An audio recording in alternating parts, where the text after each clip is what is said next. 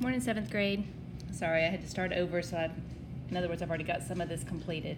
When we're doing percents, we always have a part and then we have a whole. And so what I love about these strip diagrams is they actually visualize and help you understand what percentages really are. And so remember that something out of 100% is going to be a part of, okay? So in the first question, Kyle completed 24 sit-ups, which is 30% of his daily goal. What is his daily sit-up goal? So at 30%, he is actually sitting at 24 sit-ups.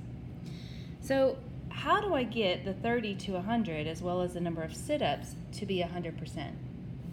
So what I need to do is find increments of 10. So what do I do to 30? I divide by 3 to give me 10%. So if I divide by 3 here, I'm going to divide by 3 here, which means that for 10%, he does 8 sit-ups. 20, I don't really need this, but I'm trying to show you, would be 8 plus 8 is 16 plus 8 is, you see what we're doing? So we're moving every 10%, I'm adding another 8 sit-ups. What is an easier way to get from 10 to 100? I multiply times 10. Now remember what I did here was I divided by 3. So, and I'm going to multiply the same thing times 10, which gives me 80 sit-ups. Okay? Just another way, without doing the math, kind of. All right, so Brenda read 18 pages in her library book, which was 12% of her weekly goal. How many pages does she plan to read each week?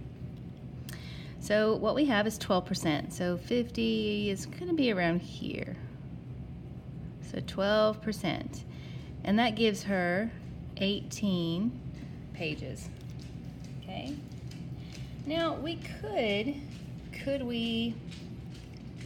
you could work backwards or you could move forwards, right? I could find what 2% would be. It gets kind of tricky. So my goal is to find easy increments to work with. Okay? Is there a number that I could make that would be that ends in a 0 that's a percentage? Yeah. 12 times 5 is 60%. So what is 18 times 5? 90. Don't worry, I already did the math. All right, so 18 times 5. Okay, so if we have 60%, how do I get it to 100, or should I find something that is easier to work with? So what I'm going to do is I'm going to find 10%. So I'm going to divide it by 6, but if I do that, divided by 6, I need to do this, divided by 6. Okay, so that gives me 10%, a lot easier to work with. Okay, what is 90 divided by 6? Okay, I know that 90 divided by 2 is 45. If I divide 45 into 3, or I can just do the math. Divided by 6 gives me 1. 6 will go into be 15. Okay, so now what I need to do is how do I get 10% to 100%? I'm going to multiply it times 10. And if I do the percentages, I'm going to multiply 100 times 10. Gives me 150 sit-ups.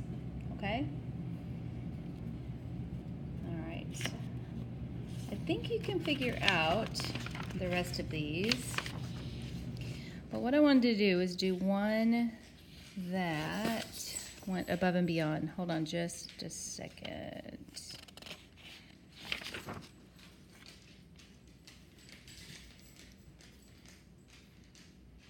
Oh, okay. Look at number 6. Last year, we sold 140 tubs of cookie dough, which was 100% of our goal. So we know that the percents is 100, and we had 140 tubs. This year, we are trying to increase our sales 25% over last year. How many tubs? So we're looking for, if this is 50%, this is 25%. I'm going to take that 25% and add it above and beyond. That's what 125% would be. So my answer is actually going to be larger than 140. So what I need to do is find out how much is 25%. Okay? So to get to 25%, I need to divide 100 by 4.